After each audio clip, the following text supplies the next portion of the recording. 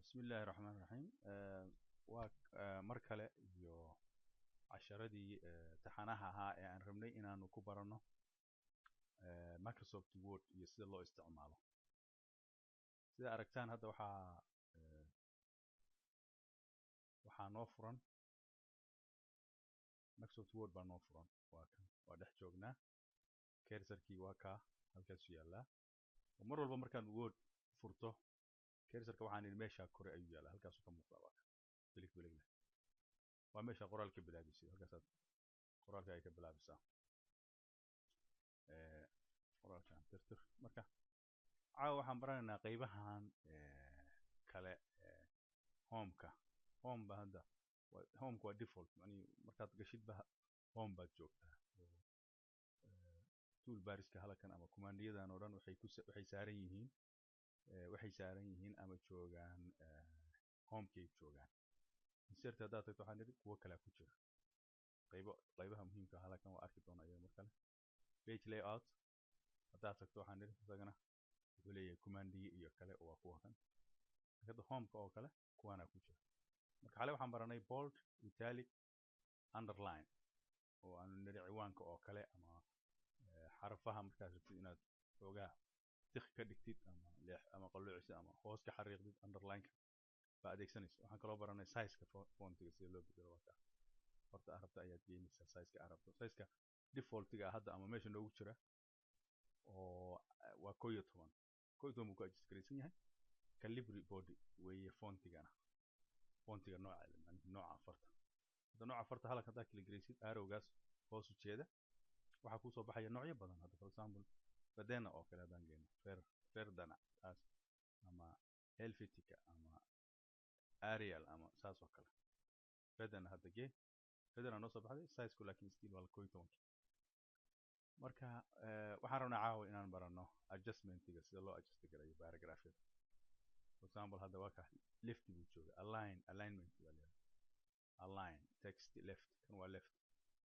leftigu marka waa default macnaheedu waxaa la yiraahdaa meesha uu ku bilowdaba qoraalkeenii hadda wax qoro left buu joogaa mar walba macnaheedu caadiyan bidixdu ka soconaya oo waa latin oo saas u qormay sida loogu talagalay. laakiin haddaad rabto inaad dhexda geyso oo kale center kale aad adeegsanaysa waa ka qoraalka dhexda geynaya. kan right alignment weeye waa dhinaca midigta qoraalka u raraya. kanna waxa waaye paragraph-yadii ayuu sameeyay justify baa la yiraahdaa laba dhinac uu ka sameeyay midigtii bidixda buu ka sameeyaa qoraalka oo waa qaab fiican oo la isticmaalo wey. marka qoraal qoran ayaanu hadda raadsanaynaa aan diyaariyo waa kan wordkan waa ii diyaarsan halkan ay igu jireen word marka halkan calaamadda word oo toolbarka hoose saaran wordkana marka qoraalkana ii diyaarsan. marka tusaale hadda waxaan rabaa qoraalkaas ciwaankii weeye soo qaad ciwaankii weeye ciwaanka waxaan rabaa inaan ka dhigo center dhexda geeyo. marka cursor-ka biligle ayaan geynayaa qoraalka bilowgiisa marka ayaa waxaan ku dhufanayaa center qoraalka centerka u gooyo soomaa dhexduu tegay haye qoraalkan kale paragraph-kana ay qoran bilowgiisaan tegaya waxaan rabaa inaan geeyo midig tusaale ahaan align text right dhinaca midigta markaad geysid midigtuu geynayaa marka qoraalkii wuxuu kasoo soconaya xagga midigta ayuu kasoo bilaabaya soomaa xaggu u raray. okay qoraalka kale hoose paragraph-ka koowaad kale waa kan isagana waxa waaye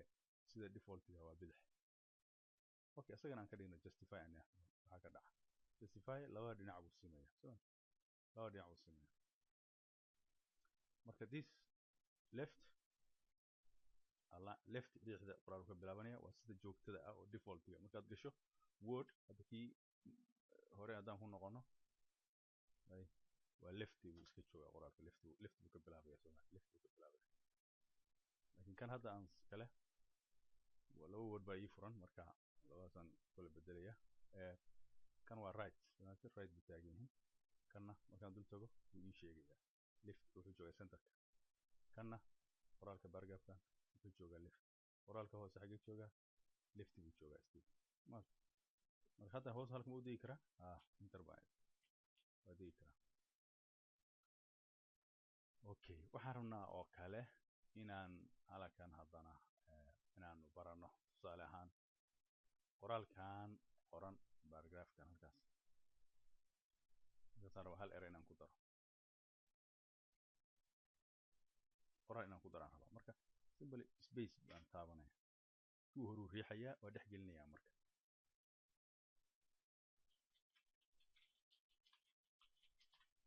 qoraalkii kuu hore isriixaya marka meel kasta aad tagto kan oo kale waxaan ka dhignay adjustmentiga right baan ka dhignay dhinaca midigta ka siman yahay marka hadda halkaa qoraal ku daro wuxuu u soconayaa sida dhinaca midigta ayuu ka imaanaya qoraalkan waa midigle waa ku dhex daray marka kuwa hore isriixaya mar walba marka adjustmentiga hadda leftiga ah waxaan leeyahay right-ka ah waa ka bixin kartaa kana lefti waa ku dhufan kartaa qoraalkii lefti wuu kusoo noqonaya sida caadi saasaana inta badan ciwaanka qoraalka ayaa waxaa laga dhigaa inta badan laga dhigaa center inta kalena waxaa laga dhigtaa caadi paragraafyo lefti ah ama adjusted ah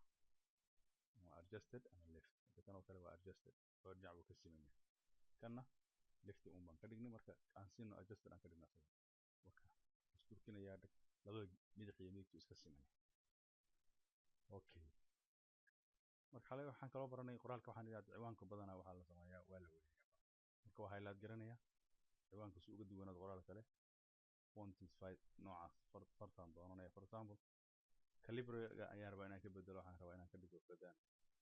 ciwaan kaliya fadana doortay qoraalka waa isbedelay soomaali wuu ka duwan yahay hadda kan waa still waa calibre waaye qoraalkan paragraafyadan ii qoran laakiin qoraalka ciwaanka waxaan idhi waa fadana fiiri markaad tagto qoraalka maanta cursor-kaana xakuma hadda meesha joogto cursor-ka kuu sheegay format-ka ama type-ka ama nooca khadda ama size-ka wax walba waxaad ku ogaanaysaa markaad cursor-ka dhex geysid paragraafkaas oo dhan isku khaddiisu waa calib size-kiisuna waa 11 kan laakiin ciwaanka markaan tago maxaa ii sheegaya fonti nooca farta ayaa waxay tahay font nooca farta waa fadana soo garan size-ka haddaan rabo inaan ku daro waxaa highlight garanayaa highlight-ka waxaan idhi shift iyo right mouse-ka right-ka waxaan ka wadaa keyboard-ka ayaa isticmaali kartaa ama mouse-ka ayaa dusaa ugu highlight garan kartaa kuwa basic-ka mouse-ka iyo aad garanaysaa howlaha halkan size ka bedelaynaa waxaan leenahay 14 tusaale ahaan annagoo aan bold ka dhigin xoogaa because waa weynaynay waxaa moodaa uu tikhi uu noqday uu ka dhex muuqdaa qoraalkan dhexda geey wuu muuqdaa haddaan doono inta highlight garano ayaa waxaan dhahaynaa bold si usii waaweynaado usii tikh usii xoogaysto okay waxaan kaloo rabnaa caawi inaan kaloo baranno copy for example waxaan qoray 2 paragraph iyo paragraafkan kale oo just paragraph ma hal line waaye kana inaan intaas copy gareeyo oo badiyo hoos sii geeyo halkaa ku sii shubo page-ka aan buuxiyaan rabaa waxa kan waa khalad ku jira windows-kan u malaynayo iska soo boodaya dhib male wordka shaqo kuma laha marka waxaan rabaa inaan qoraalka keliya aan highlight gareeyo marka bilowgaa tegaysaa sida aan niri markaasaad waxaad qabanaysaa mouse-ka liftiga ah waad qabanaysaa dabeedna waa wadaysaa موجودة هو أصلاً الأساسية كل قرآن كل مرة وكا وهذا هايلايت كريه هايلايت مرة قرآن كسارين وحنا نري فعل كأت ربطه أي مرة كفول فعل كأت دونيش هي كفول حدي وح هذا حرف يرهد عن تاب هذا فيه شيء بان تاب أم حبان تاب قرآن كي يقول لك شيء بايسو هذا مرة دي مجرته سيدا حلا شجنما سلامر كيبا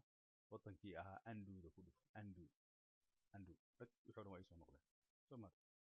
ujeedka aan rabay wuxuu ahaa inaan copy gareeyo qoraalka waan hoos geeyo copy aan baranayna asaga hadda waxaan baranay adjustmentigii left center right iyo justified hadda waxaan ku daraynaa copy waan leenahay copy waa still home ku hoos yaalla waa ka copy weeye kana waa cut marka copy iyo cut opposite bay isku yihiin copy macnaheedu waxa weeye qoraalkan aan copy ka qaadanaynaa kiisi hore meesha yaalla ayaan mid kale aan sameyn waa badinaynaa macnaheedu sidii warqadii la photocopyinayay oo kale waa copy waa garanaysaan cutna waa move qoraalkaan raraya meeshaan ka raraya meel kale aan geeyay waxaa laga yaabaa aan ku noqono hal tusaale waxaan rabaa paragraphkan inaan korgeeyo kan ka kormaray asaga kow ka dhigo kan hadda kore aan hoos keeno markaas oo kale ayaad adeegsanaysaa cut baa markaa leedahay qoraalkii oo dhan baa kacaya qoraalkii oo dhan waa kadgelay undo baan leeyahay because cut ma rabin waan tijaabinaya keliya undo baan ku dhuftay wax kale ma samayn highlightkii ii wada sameeya qoraalka oo dhan kadib copy baan leeyahay marka copy iyo cut labadaba waxaa markaa isticmaasho hadda fiiri labadaba inactive because waxba iima highlight garaysan waxay active noqonayaan markaan wax highlight gareeyo waxaan ka hadlaa highlight garay labadaba active best inactive inay ahaatay ahayd best tan waa markii meeshii aad rabtay aad digaysid qoraalka labadaanay la shaqaysaa copy ama cut markaad tiraahdo qoraalkii aad cut garaysay ama copy garaysay waxay geenaysaa meeshii aad rabtay markaad tagto best baa ku dhufanaysa marka hadda best waa active sababtoo ah markii haddaan waxaan sameynay waxaan idhi qoraalkan inta highlight garanay markaan intusiyay waxaan idhi cut inkastoo aan undo idhi still laakiin qoraalkii aan cut gareeyey wuxuu ku jiraa clipboard wax la yidhahdo clipboard marka waa program yar oo behind the shaqaynaya oo ku kaydinaya wixii aad copy garaysay ilaa aad meeshii rabtay geysay intaad doonto oo jeer oo ayaad qoraalkii aad copy garaysay ama cut garaysay aad meel kale meeshaa rabtay dhigi kartaa waa arki doonaa waxba hadda barashadiisa waxba uma baahna aanu highlight garayno qoraalka mar kale aan ahna copy hoos aan usoo degno marka halkaasaan imi halkaasaan rabaa inaan dhigo ama halkaasaan ma dhigayaa waxaan leeyahay best okay best waka qoraalkii waa kaa paragraphkaas iyo kan baan soo qaaday iyo kan soo socda waa kuwa hoos baan sii tegayaa best baan haddana leeyahay mar kale best markii hore u dhawato laba best especially best baa kusoo best wuu ii batay soo marka qoraalka waa ii batay waxyaalaha practice markaad samaynaysid saasaa kuu fiican inaad samaysid wakaa hadda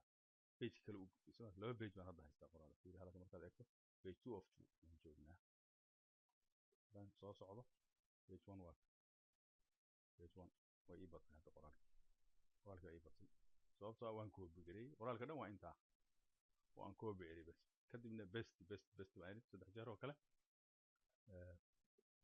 qoraalka 3 jeer ii samaysay okay hadda waxaan baranay copy iyo best qoraalka oo dhan intaas oo dhan baan highlight garan markaasaan copy dhar kadibna best baan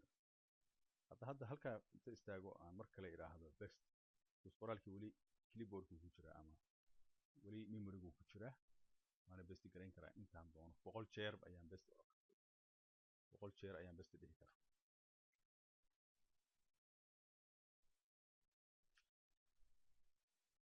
marka hadda waxaan baranaynaa cut aan idhaahno qoraalkan waxaan rabaa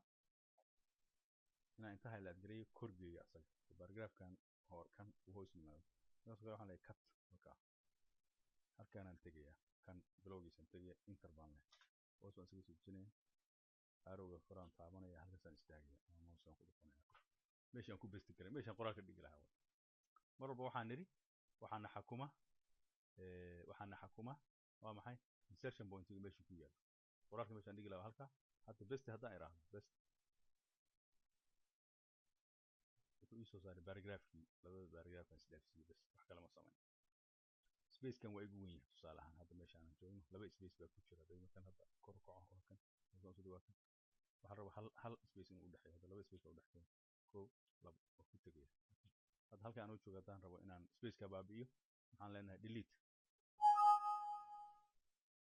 qaladkaa ku jira windowga waa soo baxay delete baan taabanaynaa hal mar dhac spacekii marnaa ayuu cunaya kan qoraalka naftiisa space delete wata isku dhaweey okay marka hadda paragraphku ay samaysay shalay waxaan samaynay oo kale inaan save garayno qoraalka marka save haddaan rabo inaan save garo hadda fiiri document 1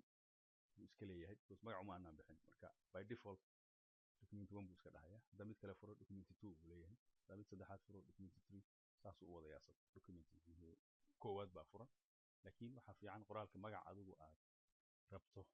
magacaan macni garan karto hadhowdii oo ku raadsan karto wuxuu ku saabsan yahay qoraalku inaad ku save garayso marka sidoo kale waxaan leenahay hadda save button waa ku dhufan karnaa save button haddaan ku dhufano maadaama magacaan aan u bixin hore ayaa waxaa nooga soo baxaya save dialog box baa noo soo baxaya meeshii lagu save garayn lahaa baan imanaynaa marka save marka ugu horeysa oo faylka aadan magac u bixin haddaad tiraahdo iyo haddii aad save as tiraahdo waa isku mid isku si buu usoo baxaya marka waxaan joognaa documents khaanadda la yidhaahdo xalay waxaan samaynay khaanad aan u bixinay baro word marka baro word baan double click dhahaynaa casharka koowaad baa noogu jira waa kii hore hadda kan waxaan u bixinaynaa casharka labaad baan qoraalka iga tirtir magaca wuxuu soo qaatay ciwaankii furuu soo qaatay marka haddaad magaca u bixinaysaa casharka labaad baan leenahay doc xtaasna waa extension buu ka dhigaya marka save save button baan ku dhufanay waka casharka labaad ay soo baxay waa ii save garaysan yahay hadda waxaan idhi markii haddii aan wax ku darno qoraalka meesha hoose haddaan tagno halkaa waan kasii wadi karnaa qoraalka mar kasta oo aad wax ku darto fadlan save garee si uu kugu keydsamo qoraalkaaga waka hadda save haddaan idhaahdo qoraalkii wuu ii save garaynayaa save meeshii buu kusii darayaa casharkii laakiin haddii aan rabo hadda qoraalkan tusaale ahaan waxaan rabaa qoraalkii markaan wax ku daray oo aan badiyey ayaa waxaan rabaa inaan magac kale u bixiyo tusaale hadda waa iska tijaabinaynaa magac kale inaan u bixiyo marka magac kale haddaan rabo inaan u bixiyo waxaan kagan tegayaa office buttonkaasaad tegaysaa waa kan save as save as kadib wuxuu kuu keenayaa khaanaddii maadaama haddaayo dooranay oon hore u joognay documents khaanaddaan ku jirno baro word weeye labadan fayl baa noogu jira marka hadda waa kan halkanaad marka magaca waa kan file nameka meeshiisa ay magac cusub gelinaysa markaasaad ku qoraysaa magac cusub haddaad magacii hore ka bedelisay save as baan hadda isticmaalnay laakiin uma baahnin hadda cancel baan waa iska noqonay faylkana hal magac buu noogu jira marka dib ugu noqono hadda ilaa hadda maxaan samaynay waxaale intii aanu baranay oo ahayd save in loo save si loo save gareeyo bold italic underline fontiga sizekeeda la bedelo caawana waxaan ku darnay adjustmentskii inaan samayno oo aan ahna qoraalku sida bilow ahaan waa iska left uu ka bilowdaa laakiin haddaa rabto centerka geen karta dhexda geen karta sida ciwaanka ama hadda aan dhexda u geen right baa mid geen kartaa oo paragraphka haddaa rabto right for example halkan waxaan ku qornay taariikhda oo maanta ah 2 bishii 3 2004 waxaan rabaa marka inaan midigta geeyo midigta geeyo taariikh waad weyneyn kartaa sidoo kale 12 baan ka dhigay bold baan ka dhigay highlightka ka qaad meesha meel kale caadi iska darbi inter baan dhigi karaa hoos baan uga sii degay labadatan dhexdooda spaceka u dhexeeya soomaad waa yarya darabo waa sii dejinay waa sii kala dejinay inter keygaas waa muhiim inter waa very important la soco hadda pageka waxaan joognaa pagekii labaad waa pagekii labaad baan soomaad kani waa pageka labaad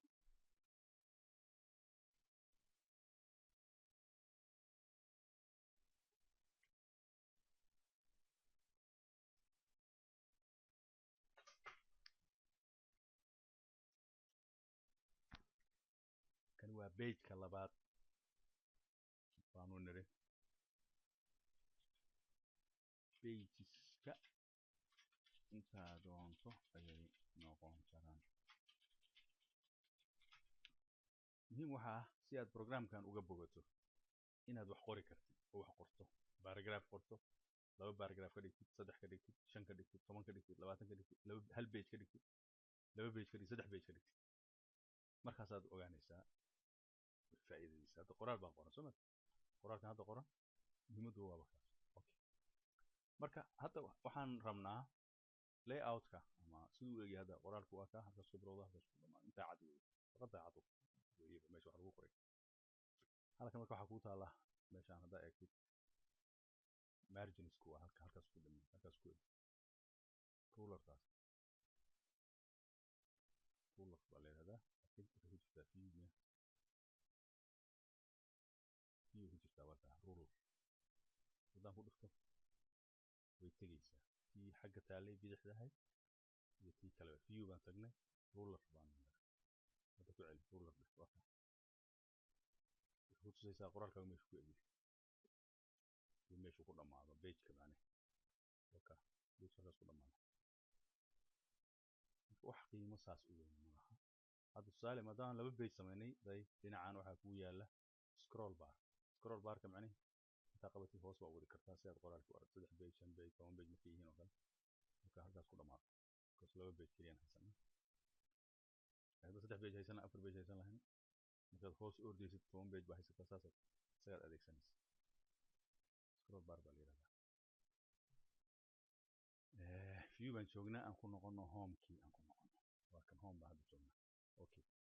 hal waxaan kala baranay xarafka koowaad hadaan rabo inaan waaweyneeyo for example qaada inaan weyneeyo waxay laad garanaysaa fontigeeda 20 oo kala galay soo garan waa isticmaalaysa okay aan ku darno labada kan bullets ani waxa rabtaa hadda list baa rabtaa inaad sameyso listka marka laba siyaabood baa u samayn kartaa inaad bulletin oo nambaro isticmaashid for example wordka kale haddaan tago kii hore kan meeshaan maran qoraalkan iga tirtir waa blank waxaan rabaa inaan qoro liiska dadka soo booqday xafiiska maanta baan dhaxaynaa liist baan sameynaynaa marka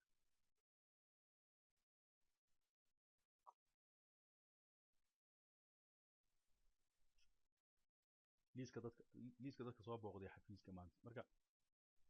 marda liist dad yahay aan number isticmaalo number baan ku dhuftay numberada ay doormo 1 baa soo baxay markaas waxaan leeyahay faarax jaamac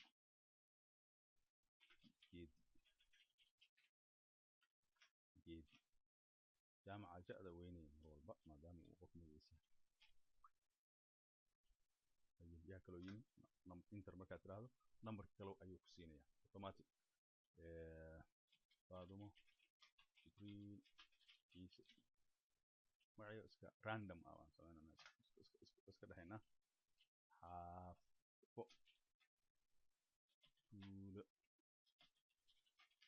magaalo geed bansax sarmaanyo shabak shan waa marka enter markastoo aad tiraahdo maxaa dhacaya numberkii baa sii siyaadaya soo maaragtay hal baan ka bilownay ilaa 5 baan hadda maraynaa haye daahir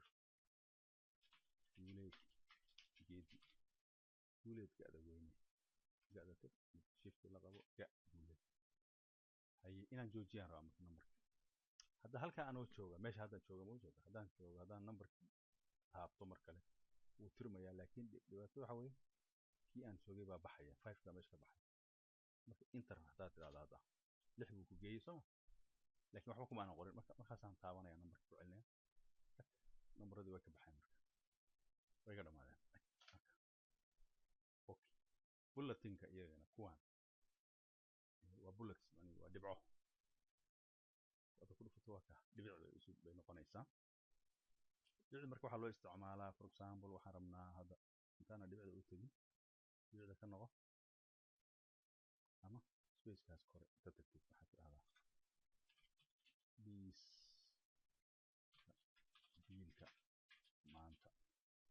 biilka maanta liiskiisa haye waxaad soo gadaysaa caano hilib yaanyo haye basal cake cake someone cake تمام intersect waxaa loo isticmaalaa bulletska noocan oo kale wixii haddiisan order uusan kala hormarin aan 1 iyo 2 iyo wixii hadday dad oo kale yihiin ama tirada dadka in si loo ogaado nambaradaas la adeegsadaa inta badan laakiin markuu isku yahay liiska adeega ama biilka maanta aad soo qaadayso bullets baa iska isticmaali kartaa ama ay yihiin qoraal pointiyo aan la kala horreysiinin qoraal aan la kala horreysiinin oo kale baa loo isticmaalaa bullets hadda kii ugu dambeeyaan joognaa waxaan dhihi karnaa marka bullet baa ku dhufanaysaa wuu baaba'ay macnaheedu wuu ka baxay qoraalka wuxuu kuu soo celinayaa meeshiisii liiska hore fadlan si wanaagsan wax looga qabto qoraal fiican baa noo soo baxay liiska dadka soo booqday xafiiska maanta 5 qof ay noqdeen waa liis kale liiska biilka waa kadibna qoraal baan hoos ku qornaa aan leenahay fadlan liiska waxaa laga qabto tusaale wuxuu noqon karaa xafiis ama meel dowlad ama arrin adigu aad samaysay ama qoraalkii waka marka aan dib ugu noqono waxaanu baranay caawe waxaan baranay labada afartan oo ah adjustment alignment liftiga waa iska meeshu jooga mar walba center qoraalkii aad rabto inaad center ka dhigto for example waxaa loo isticmaalaa ciwaanka oo liiska sooma dhihin liiska haddaan center rabno inaan geeno center baan geeno liiska biilka center ku dhig haddii aad rabtid khasab maaha waxaa laga yaabaa hadda markaan ka noqdo hadda lift soo noqon kana inuu saa ku qurux badan yahay laga yaabo qoraal oo uu saas aad habbi ku tahay inuu saa kugu soo laakiin haddii aad u baahato inaad center ka dhigto ciwaanka ama waxa centerka aad isticmaalaysaa right-ka inta badan waxaa loo isticmaalaa taariikhda ama waxa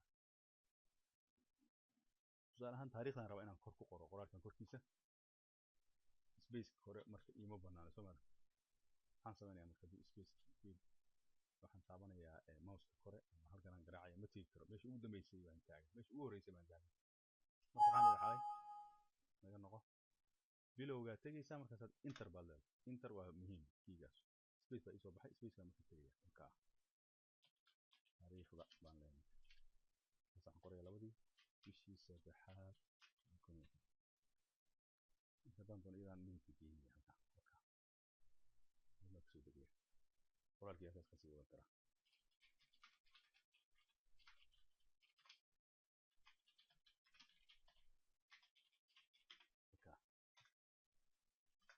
guul weeye tani way ku dhamaatay waka waad qoray waxaad rabtaa qoraysaa waxaa rabtaa ayaad qoraysaa word ku isticmaal waka marka aan dib ugu hadda u fiirino hadda kan saa aragtiin document 2 uu sameeyay maadaama wordkii hore aanu hore uga shaqeynayna waa kan casharka 2 aan u bixinay kanna waxaanu ugu talagalnay inaan ku tuso nambarada iyo waxaan sida loo sameynayo marka iyada nafteeda haddaan rabno inaan save gareyno waa kan document 2 buu hadda yahay taas waxaan waa default marka haddaad ku dhufato save iyo haddaad xagga tagto tiraahdo save as waa isku mid kusoo baxaya mar walba waxaa kusoo baxaya maxaa niri casharka labaad numbers aan iska nahaa marka numbers weeye numbers saasaan ku save garanayna waa save garaysan khaanadii uu noogu save garoobay hore noogu jirto marka caawana intaas insha allah waxaan filayaa inay tahay nagu filan tahay halkaasaan kasii wadaynaa insha allah home baan joognay copy cut paste baan samaynay kuwaana horaan u samaynay waxaan kaloo samaynay numberskii iyo bulletskii iyo numberskii isku ag dhow yihiin waa kuwa bullets si numberaha daarta waxyaalo kalaa jira aanan inta badan loo baahnayn iyo adjustmentiga alignmentyada iyo fontiga halkan aan bedelay fontiga waxaa ka dhigtaa fadeena oo kale tusaale ahaan fadeena hadda ii noqoto sooma qoraalka oo fadeena ii noqoto maadaama korkiisa aan taagnaa marka save leh halkaas ayaan ku joojinaynaa marka ka baxaysidna ku dhufanaysaa close kii kale waa kan close iyadana save iyo changes-kii waxbaan bedelay miya haddaan wax bedelay oo aanan save garayn markaad xiraysid ayuu ku xasuusinaya you want to save the changes to casharka labaad okay yes changes-kan sameyn wuxuu ahaa ma naqaan laakiin that's the end